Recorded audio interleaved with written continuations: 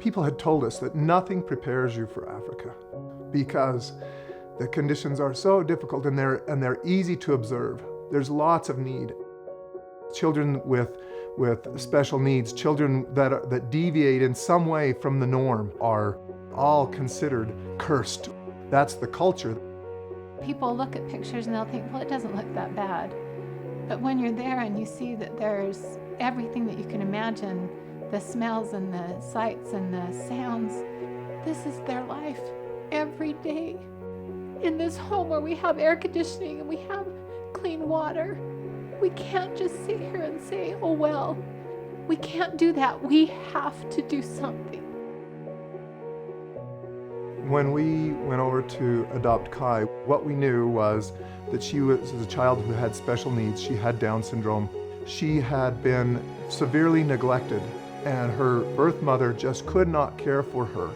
So the father took Kai without the mother's knowledge and delivered her to this priestess. In the case of Kai, they took a snake and they burned it to a crisp, and they make some cuts in the child and they put that ash in those cuts. And the woman was about to give her a concussion and then take her out and leave her. And Kai, she looked straight into the eyes of that woman and she wouldn't divert her eyes.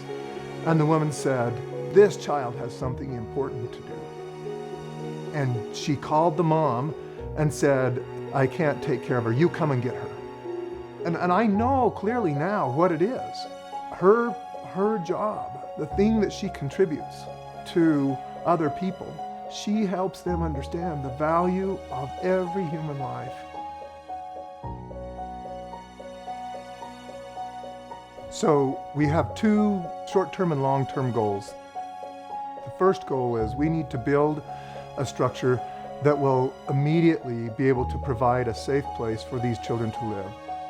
And the school associated with that accomplishes our second goal, which is to provide ongoing education, not just to the children there, but to the local community about the value of these children.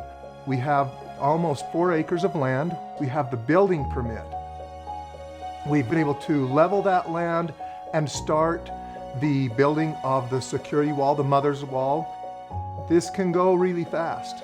It's just a matter of how we can come up with the funds to do that.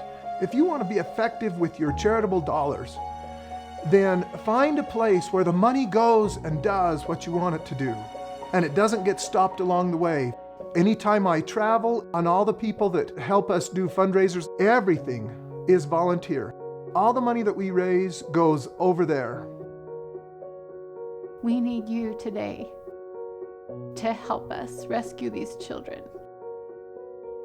so that we can get them to a safe place.